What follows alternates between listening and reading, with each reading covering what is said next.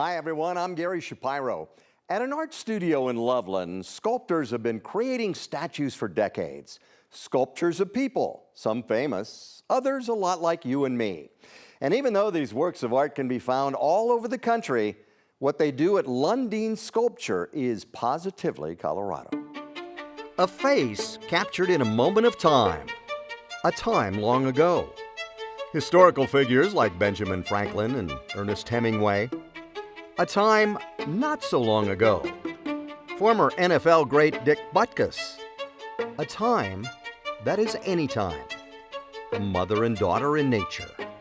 Moments of time in bronze, built to last forever. See, I'll do a sketch like this. This is Lundeen Sculpture in Loveland, where George Lundeen and his family have been putting out incredible works of art since the mid-1970s. Like this statue for the University of Nebraska volleyball team. I always start with a sketch pad and a pencil, but the main thing is you start with an idea. George is updating the piece now for the Huskers. The Butkus sculpture is at the University of Illinois, where the Hall of Famer played college ball. George met Butkus before he died, and the football legend explained what kind of face he wanted on his likeness. And he thought for a minute, he said, I think this one. He goes, and he snorted at the same time, and his nose flared up, and thank God I took a picture of him.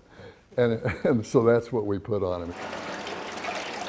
Once a piece is designed, a wax mold is crafted, one brush stroke at a time.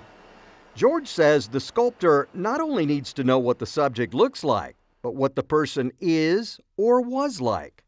For instance, his statue of Davy Crockett that sits in front of the Alamo in San Antonio. I had to read about him, and they had so many descriptions of him from the 1820s when he was in Congress, and he was quite a character. He was already a well-known guy at that time. Some pieces are huge, like this giant fisherman that'll be in front of a Shields sporting goods store.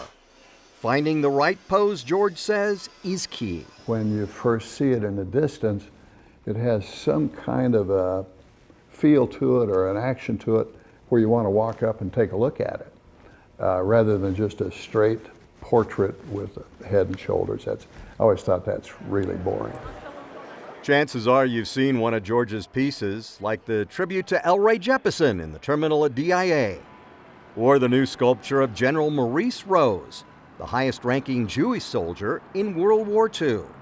He was from Denver, and the monument is in front of the state capitol. George Lundeen is 76 now, but he says he plans to keep working for as long as he can. There's some street corners that I don't have anything on yet. I'm still working here. With photographer Manny Sotelo, Gary Shapiro, 9 News.